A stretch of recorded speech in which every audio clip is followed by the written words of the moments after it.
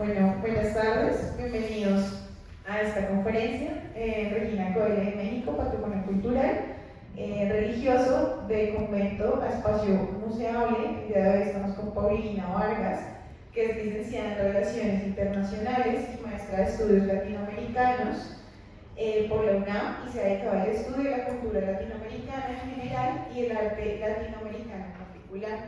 En el 2018, Paulina obtuvo una mención honorífica a la mejor tesis de maestría del Premio Francisco Javier Clavijeiro de Historia y Etnohistoria del INAM por su investigación en interculturalización entre los virreinatos de América, el caso de la pintura no hispana en Perú. Cuenta con una experiencia en museos, gestión cultural y docencia en la Ciudad de México, y han presentado diversas conferencias en México y en el extranjero. Sus líneas de investigación son las relaciones entre los virreinatos de América y el estudio de la identidad en el arte latinoamericano del siglo XIX, y actualmente se encuentra realizando un doctorado de estudios latinoamericanos en la universidad, ¿no? Bienvenida, súper bienvenida, Paulina, y pues los voy a dejar con. Gracias. Acomoda ¿no? Sí. No, tengo que usar mi mano. Y ustedes me dicen qué tan cerca o qué tan lejos para que no sature el sonido. A ver, ahí. ¿Sí? Bueno, perfectamente. Perfecto. Bueno, primero agradecer al equipo del Museo Colonial por la invitación. Evidentemente que fue una charla que se nos ocurrió de una manera bien bonita, y pues el día de hoy estamos por acá para compartir casos de estudio, ¿no? O casos de experiencias dentro de espacios que alguna vez tuvieron un carácter religioso y que hoy por hoy o son mixtos o son específicamente museos. El caso del que yo les voy a decir es un patrimonio mixto, porque el recinto sigue, me refiero a la iglesia, sigue abierto al culto, y la parte del convento se ha convertido en un museo.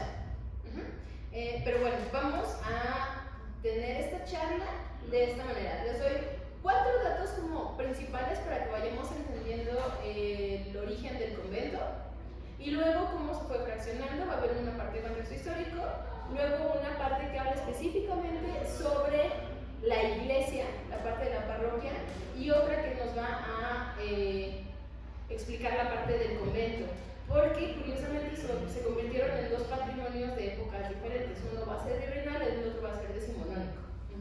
Entonces, primero, dentro de las fundaciones que existieron en la Nueva España, la Orden Concepcionista fue de las primeras que tuvo sus conventos, y esta es la segunda fundación, la segunda concepcionista.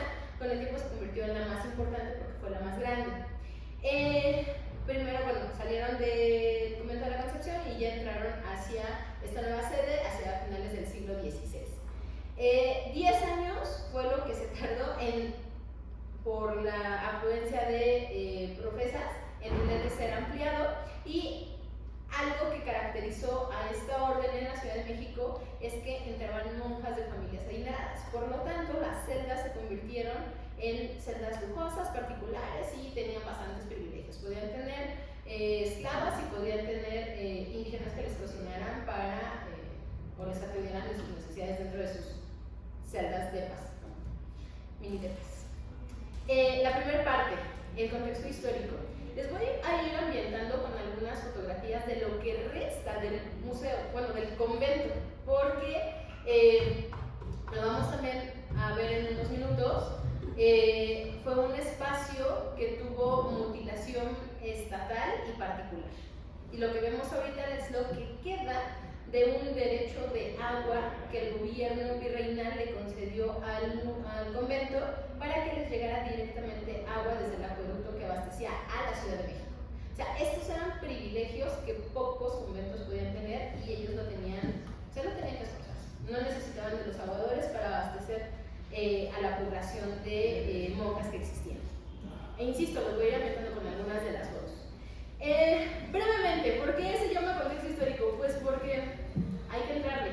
En el siglo XIX, en México vivimos la Guerra de Reforma, llamada así al proceso de enfrentamiento entre la Iglesia Católica contra el Estado mexicano por el poder político.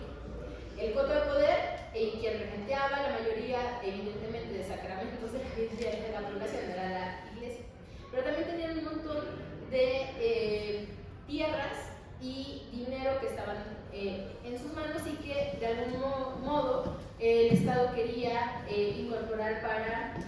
público. Entonces, ¿qué estamos viendo? Esta guerra en realidad fue un proceso de unos 5 años hasta 8 años, dependiendo la región del país, en donde se fueron agudizando el enfrentamiento. Inicialmente, el gobierno solamente quería realizar ciertas leyes que limitaran el poder de la iglesia. No se estaba enfrentando o no estaba intentando minar el patrimonio eclesiástico, era limitar el propio poder. Primero con la ley Juárez, que era respecto tanto a fueros militares pero también eclesiásticos, para que todos se sometieran a la autoridad civil y no hubiera juzgados a modo. La siguiente fue las fincas rústicas, las que no estaban siendo trabajadas, que se desamortizaran y que comenzaran a ponerse en circulación. Esto también a la larga afectó a las comunidades indígenas en México.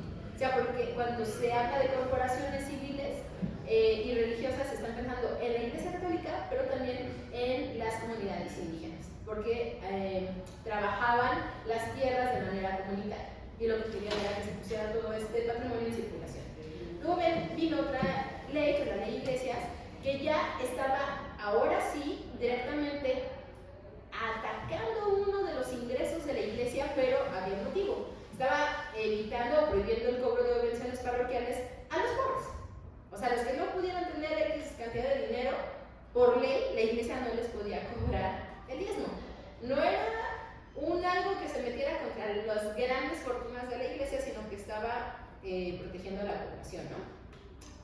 Luego, estas leyes se dieron cuenta de que eran una base, era un inicio, pero hubo un Congreso Constituyente que generó una constitución en 1857 y se incluyeron lo que nosotros ya mundialmente conocemos como derechos del hombre. Entonces se incorporaron ahí la libertad de educación y de trabajo, de expresión, estos elementos que en realidad el que más está, digamos, atentando contra los intereses de la iglesia es el tema de la libertad de culto. Y en realidad no existían estas palabras tal cual, pero es que era la primera vez que no se establecía por ley un estado confesional, es decir, no decía que el Estado mexicano iba a ser católico por ley. Al no mencionarlo, y como en México y en general la ley dice que solo puedes hacerlo expresamente publicado y lo que no se puede hacer, ahí estaba esta ventana que debilitaba el poderío de la Iglesia Católica. Cuando esta constitución se jura, muchos de los curas y de la alta jerarquía se alzan literalmente en armas y arengan a la gente dentro del púlpito y comienza a financiar a los proyectos militares que se oponen a la Constitución. Porque México llevaba 30 años, ¿no?, intentando establecer un Estado soberano, estable, con una economía corriente, ¿no? Y no lo estaba logrando. Teníamos 30 años de constantes guerras. Cuando esto sucede y ya la Constitución ahora desata, o la jura de la Constitución desata esta guerra, que es la que les digo que se llamó la Guerra de Reforma, entre típicos bandos conservadores contra liberales. Dentro del conflicto bélico, el bando liberal, que es el que tiene o estaba liderado por Benito Juárez, el presidente, declara la nacionalización de bienes de tierra. Ahora sí. Y esto significaba supresión de órdenes religiosas, cofradías, congregaciones y hermandades. Después viene el golpe hacia la ley del matrimonio civil, en donde ya esta capacidad para reconocer los matrimonios y los bautizos y las defunciones pasaban a manos del Estado. Y por último, la ley sobre la libertad de cultos, donde así abiertamente ya no nada más no decías que México era un Estado confesional, sino que abiertamente decías que todas las personas podían profesar la religión que quisieran. Un proceso de entre 5 y 8 años, insisto, dependiendo la región. Pero ¿qué es lo que nos interesa a nosotros? Que en este contexto de enfrentamiento entre el Estado y el clero, la parte de los conventos femeninos fueron de los últimos en atacarse. Porque pues la condición de la mujer, ¿no? Siempre había como que cierto cuidado, a veces había negociaciones de algunas madres superiores que le escribían a la esposa del presidente, y entonces era como algo que se sabía que se tenía que resolver, pero no se había resuelto. Hasta que en 1859 las monjas, bueno, el Estado dice que las monjas que se exclaustren por voluntad propia iban a recibir no nada más sus dotes, sino también los capitales que habían aportado. Y por primera vez se prohibía ya ingresos de novicias.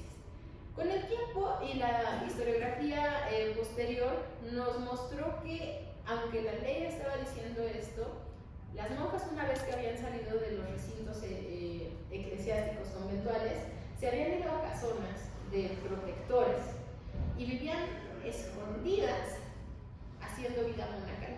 Ese es un caso, por ejemplo, que ocurrió en Santa Mónica, allá en Puebla. Otro día con mucho gusto también lo platicamos. Ajá, porque cada uno de los casos pues tiene su propia historia, ¿no? Y esas son monjas escondidas. ¿Qué pasa con Regina? Con Regina, una vez que se intentó que algunas monjas salieran, no salieron, y fue como el siguiente nivel, así de, bueno, no salen por voluntad propia, bien, vamos a refundar los conventos, y entonces los de las órdenes concepcionistas, todas salen y se van a Regina. No preguntaron si había capacidad, si seguían teniendo agua, no preguntaron nada, simplemente se van. Y entonces a Regina van a entrar también las monjas de la Concepción y de Jesús María hacia 1861. 2 años después, Juárez ahora lo que va a hacer es decretar una extinción de comunidades femeninas parejo, excepto las que le habían escrito a su esposa, que eran las Hermanas de la Caridad, y decía que en 8 días tenían que estar desocupados los conventos. 8 días, para que las mujeres salieran. ¿Qué pasaba si, por ejemplo, era la última heredera de una familia y todo su capital, todo lo que tenía lo habían metido al convento y no tenía dónde irse? O sea, fueron años de gran inestabilidad para la vida femenina conventual para saber qué iban a hacer. Ahora, estamos hablando que en este caso, 3 mismas o 3 conventos o 3 comunidades religiosas de la misma regla se fueron a Regina, ¿no? Pero también hubo casos de monjas que practicaban pobreza yéndose con las jerónimas, ¿no? O sea, como monjas fresas, ¿no? Es como, ¿de qué manera, qué palabras usan? Sí, fresa. Sí, sí, No se usa fresa para entender. Pero sí, pues, o sea, lo que estoy tratando de comentar acá es que justamente hubo este momento en el que se empezó a disminuir. La primera idea era que salieran solitas, no salen, obviamente. Y después empiezan a cerrar conventos y las empiezan a meter sin ningún orden, sin ningún cuidado. O sea, las mujeres simplemente eran trasladadas. Y además, a veces eran trasladadas, por ejemplo, en autos o en coches, camiones, ¿cómo decirles? Que un día antes habían trasladado heridos de guerra. Entonces las monjas que habían estado en su clausura de pronto se enfrentan con un mundo de afuera que estaba en guerra, y sus hábitos, ¿no? Las crónicas es, y mi hábito se manchó de sangre que estaba fresca del día anterior, ¿no? Entonces de pronto son choques muy fuertes para estas comunidades religiosas que pues van viviendo en el día a día. ¿Qué pasó a raíz de todo este caos y esta inestabilidad política en Regina? Cuando la guerra de reforma, digamos que termina, el bando conservador es derrotado y el bando liberal gana. Pero el bando conservador ya tenía unos enviados de avanzada en Europa tratando de conseguir recursos y apoyo político para regresar a la revancha militar contra los liberales, y lo consiguen en la figura de Napoleón III, quien apadrina al archiduque Maximiliano de Habsburgo para que se le jure como emperador de México y vaya a México a gobernar a ese país de indios que no se saben gobernar y llevan un montón de años en guerra. Cuando eso sucede, evidentemente el clero está muy contento porque viene un monarca europeo con dinero, con soldados, con todo una cultura de la corte a hacerle la guerra a Juárez. Esta segunda parte es el resumen. Lo intentaron, lo estuvieron gobernando Maximiliano hasta que la guerra de guerrillas debilitó al ejército. Napoleón III tenía problemas en Europa, empezó a reducir el dinero, dejaron solo a Maximiliano y el ejército de Juárez, con alguna parte de ayuda estadounidense también, sobre todo en evitar que arribaran barcos y armamento al bando contrario, logró ganar. Y fusilan a Maximiliano y le mandan el mensaje a Europa de que si quieren que un nuevo monarca venga a gobernar a México, bueno, vaya, porque no estoy en México, pues le espera un imperio de 2 metros cuadrados, ¿no? No lo veo. Entonces, sin embargo, les di el resumen, lo que va ocurriendo en cada uno de los años es una lucha de poderes, porque primero exclausan ahora sí a Regina, y esta exclaustración se corrige cuando Maximiliano ocupa la capital. Y entonces les dicen a las monjas, ¿no? Como que corran la voz en donde sepan que hay monjas de Regina, pueden regresar a su convento. Regresan unos años, pero evidentemente Maximiliano es derrotado y entonces la exclaustración vuelve a entrar en vigor, y ahora sí lo que hace el presidente Juárez en 1867 es no nada más desalojar, sino comienza a destruir el convento para fraccionarlo y se entrega al ejército como para cuartel militar. Y estamos pensando que no es nada más la zona del convento, sino que también la zona de la iglesia está en disputa, porque su origen, al ser una parroquia para atender las necesidades de las monjas, después va a ser una parroquia para atender necesidades de la población. Entonces vamos viendo como los primeros cambios de la parroquia y del convento, de ser convento a cuartel militar, iglesia de ser una iglesia para las monjas, a ser una parroquia que primero unos años está cerrada y luego va atendiendo a la localidad, ¿no? a los vecinos. En 1871, unos años después de que el ejército usó el convento, el inmueble, ahora sí, la guerra se acaba y se va a utilizar como pago a Ramón Obregón, a quien el gobierno le debía dinero, y entonces es una manera en la que al ser una casa particular ahora, se salva de ciertas demoliciones que vivieron los conventos en la Ciudad de México. Si ustedes van a la Ciudad de México, conventos de monjas no van a encontrar. Van a encontrar sus iglesias con la doble portada, van a encontrar algunos pedazos aledaños, una celda que estaba muy bonita en la siguiente calle, la Sor Juana, ¿no? que la ubicamos, lo que queda son los cimientos del convento y la iglesia, nada más, no la parroquia, no hay más. Y esto es algo que se repite mucho en la Ciudad de México, porque pues era el principal lugar en donde se intentaba atentar contra la iglesia. Finalmente, en 1886, como ya era un bien particular, va pasando de mano en mano hasta que llega a su última dueña, que es Concepción Beistegui, que es una filántropa, y además es una mujer que decide que ese convento se convierta en un hospital. Y ahí, ese es el momento de quiebre del convento y la iglesia, porque el convento ahora va a tener una historia hospitalaria en el siglo XIX y la iglesia va a tener su propia historia después. ¿Qué pasa con la iglesia? Lo que les comentaba, el templo solo celebraba oficios para las monjas y no estaba abierta para la administración de sacramentos, pero con el paso de los años, ya a finales del siglo XIX, se convirtió en la parroquia de Salto del Lago, que estaba en otro lugar, y ahora se traslada a Reforma. Y eso es lo que hace. Las fotos que están viendo son de los eventos que se hicieron cuando el espacio se rescató para actividades culturales. Ya voy a llegar allá porque sé que no tengo demasiado tiempo. Parte 2. Bueno, ¿dudas con el contexto histórico? ¿No? Sí, al final, va. Parte 2. La museabilización del espacio, pero no del convento, sino de la parroquia. La foto que están viendo es el coro alto. Hubo procesos y programas de visitas guiadas que incluían la propia iglesia, una visita leve al convento y la parte al coro alto, y cuando las condiciones climáticas lo permitían podíamos subir al techo para que se viera la ciudad.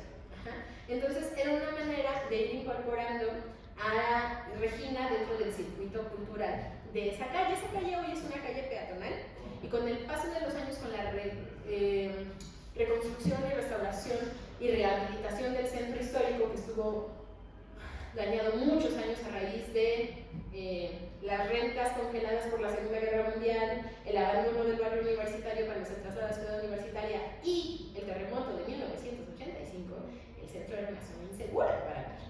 Entonces, desde los 90, poco a poco se han ido abriendo espacios como de rescate y Regina, esa calle, es una calle peatonal en la que se invirtió bastante para hacerla una calle cultural. Ya luego ya no tanto. Pero en este año, 2013, que es el programa más fuerte sobre musealización, estamos viendo esta presencia de visitas guiadas que se ofertaban entre semana y fines de semana. ¿Qué pasa? ¿Cuál es el motivo o el detonante? La comunidad. La persona que ustedes están viendo es una de las... Muchas gracias. Es una de las feligresas que se daba cuenta de la riqueza de la iglesia, y la iglesia solo abría muy temprano y muy tarde, 2 veces al día, y todo el tiempo cerrado. En México ocurrió algo. Cuando en los 90 llegó un cambio de presidente, hubo una negociación con la Iglesia Católica para que los recintos que habían sido exclaustrados, pero que eran virreinales y tenían cierto interés, se podían dar en comodato a la iglesia. Es decir, te lo presto, no es tuyo, no lo puedes explotar, puedes cobrar por tus oficios, pero le pertenece a la nación. Esto es bien bonito del papel. En la operatividad es complejo, porque sacristanes y párrocos se siguen creyendo dueños de los recintos, pero en realidad, por ley, pertenecen al Estado mexicano y al pueblo. Si tenemos los mismos problemas, yo ahorita lo platicamos, no sé, o al revés. Entonces, como estaba cerrado, hubo una feligresa que le dijo al padre de ese momento de esta iglesia hay que abrir. Y hay que comenzar por limpiar, porque no había mantenimiento en las pinturas y en los retablos. Y entonces el padre le dijo, me encanta tu idea, abramos un departamento de arte y cultura en Regina. Desde la iglesia. O sea, fue la oficina parroquial la que abrió el departamento, y la charla, las negociaciones, el trabajo con el padre y muchas cosas fueron dolores de cabeza, pero ¿qué se logró? Generar un archivo. Es decir, el archivo en la oficina parroquial estaba en un segundo piso, cuya escalera había desaparecido. Entonces todos sabían que el archivo estaba allá arriba, pero nunca nadie tenía acceso a ese archivo. Los padres eran como de, ay sí, el archivo está allá, pero desde que se perdió la escalera, ahora lo guardamos allá abajo en unas camas. Y entonces, Angélica Sonchaga lo que hizo fue hablar con Adavi, que es una institución particular, filantrópica, que rescata archivos, y Adavi se encargó de construir una escalera. O sea, recuperar el espacio, limpiar, catalogar y recuperar el archivo. Y hoy el archivo está abierto para los historiadores que necesitan, quieran ir a revisarlo. Esto fue entre 2012 y 2013. Se logró con otro grupo de investigadores privados la catalogación y la creación del cedulario de las pinturas de Regina. Consiguieron también la parte de ¿cómo se llaman? Tarimas, las estructuras metálicas para poder subir andamios, gracias, a las pinturas más altas, tomar fotografía y hacerlo. ¿Por qué es necesario esto en México y en cualquier lado del planeta? Pues porque así se evitan robos. Y si te lo roban, ya tienes cómo denunciar, porque tienes una foto, una descripción, medidas, y ya no es fácil que circulen en el mercado. Lo avisas al Interpol y ya. O sea, no es garantía, pero por lo menos tienes la posibilidad de recuperar algo, ¿no?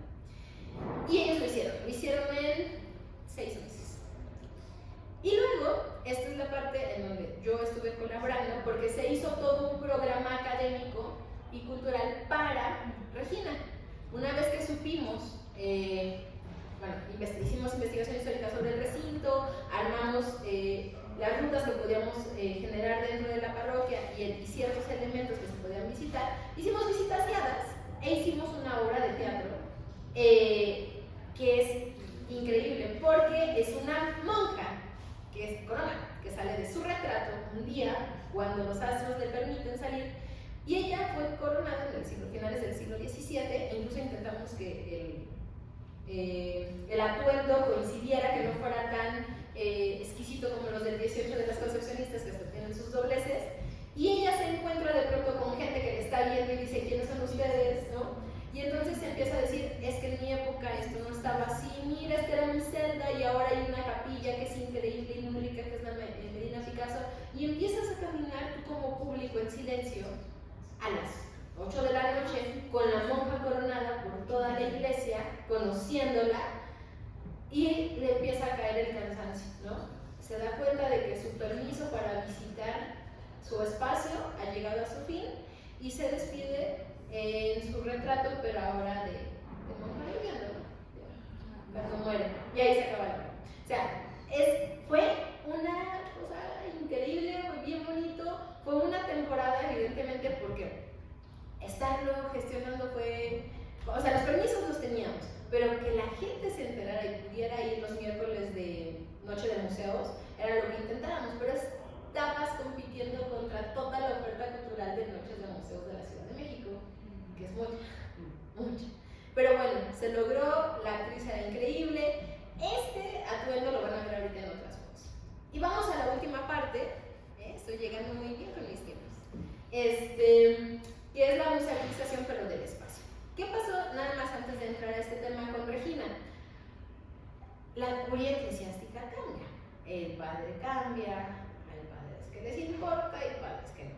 Y el tercer padre, después de del que les comenté, dijo, ya no quiero que haya departamento de arte y cultura. Y regresamos nada más a oficiar los sacramentos. Y se cerró todo el programa cultural. ¿Qué sí se quedó? ¿Qué fue lo bueno? El archivo sigue existiendo, eso ya no lo pudieron quitar porque se hizo un acuerdo con el clero. O sea, los historiadores que quieren ir, pueden ir, y el archivo está en condiciones dignas para ser visitado. El catálogo. Ahora ustedes van, bueno, el catálogo y el celulario, a Regina, y entran y hay cédulas de cada retablo. Estás perfectamente ubicado, qué pintura está, o sea, para los neófitos que no saben de arte y que ya no distinguen un San Ignacio de un San Agustín, ahí está explicado, ¿no? Porque sí, mucha gente entra sin necesidad de ser un fiel o de conocer la iconografía, ¿no? Entonces va y ahora lo admira desde el sentido estético netamente. Y ya, estos fueron los dos elementos que se mantuvieron y que hoy por hoy siguen estando ahí presentes. La oferta cultural en Regina es sobre pedido, es decir, cuando alguien o un grupo que sabe que nosotros hacemos esto dice, ahí quiero una visita guiada en Regina, se tiene que gestionar con 2 meses de anticipación, se le avisa al padre, se hace el permiso y llevas al grupo y entras sin problema, ¿no? Pero hay que gestionar, porque hay que entrar a la iglesia y hay que hacer que alguien te abra, porque el sacristán no está todo el día. Luego, parroquia. Lado convento. Cuando Concepción Beistegui hace del convento un hospital en el siglo XIX, ¿se acuerdan? La última mujer nada. Este hospital se convirtió en el hospital más importante de la Ciudad de México en ese momento, tenía las técnicas más avanzadas, tenía los protocolos de higiene más avanzados y además era de beneficencia pública, o sea, la gente no pagaba, ¿no? Concepción muere y toda su fortuna la deja para crear un patronato que mantenga vivo ese convento, digo, ese hospital, pero con el tiempo se dan cuenta de que hacer el hospital no es viable y lo transforman en un asilo. Entonces el asilo, ahora toda la parte de las celdas superiores son las zonas de cuidado de los abuelitos y la parte de abajo se utiliza para autofinanciar el proyecto con eventos sociales, graduaciones, bodas. Pero la parte de la sala de donde se dictaba clases se hizo museo. Se hizo el museo del Hospital Concepción Beistegui. ¿Quién se fue para allá? Angélica Sochak. Cuando el proyecto de Regina se queda andando, se lo deja al padre y ahora se mueve hacia la siguiente institución y dice, hey, es que acá también hay cosas que se pueden rescatar. Esta mujer le gusta, ¿no? Y lo logra, y hoy por hoy es la encargada del departamento de archivos históricos hospitalarios del siglo XIX en México, en la Ciudad de México. Creo que va a venir a Bogotá en unas 3 semanas también, no estoy segura bien a qué, porque creo que tienen como algún acuerdo de una charla que también va a dar, pero justamente, o sea, no aquí, pero ya les contaré cuando me dé los datos, porque me dijo que también voy a ir. Yo, bueno. ¿Qué pasó? Hace un rescate similar. Primero, rescate de espacios y celdas. En la parte de abajo y en la parte de arriba había celdas que estaban abandonadas. Entonces, se limpian y se empieza a revisar qué había. Y dentro de lo que había era archivo médico. Una vez más, es hablarle a David, que es como la figura institucional rápida a la que puedes acudir, y le presentas el proyecto y David dijo, bueno, pues también se aventaron la creación del archivo. Se abrió como la fundación del museo en forma, y eso permite que puedas tener personas de servicio social, es decir, chicos que están terminando sus carreras, que deben de pagar 480 horas a la sociedad de trabajo no remunerado para que les liberen el título que vayan a tener. Y con eso el museo se hizo de un equipo, se armaron visitas guiadas, o sea, entrenamos a estos chicos de servicio social, nosotros que dábamos visitas guiadas para que ahora ellos pudieran hacer este servicio, pero el museo estaba abierto de martes a domingo, de 10 de la mañana a 6 de la tarde, o sea, era un museo. En la parte de arriba, en esta sala que ustedes están viendo, que era donde se dictaba clases, los abuelitos seguían durmiendo en sus habitaciones. Los fines de semana, las tardes, en la parte de abajo se siguen haciendo las festividades estas para autofinanciarse, pero el espacio cultural está abierto todo el día. Y, insisto, se siguieron haciendo conferencias culturales y se siguió participando en el circuito de Noche de Museos, que dentro de la Ciudad de México los miércoles son realmente importantes. Estos 3 momentos, el contexto histórico, parroquia y convento, es la manera en la que Regina hoy por hoy está funcionando como un espacio originalmente religioso, pero que ahora tiene cierta oferta cultural. ¿Cuál es el que hoy sí está vivo y abierto? Concepción Ballesteros. El otro se quedó con el archivo rescatado y con el cedulario y el inventario de las pinturas, pero ya es mucha chamba adelantada por hacer. Y por mi parte sería todo. Cumplí con el tiempo, no me extendí de más, no los aburrí.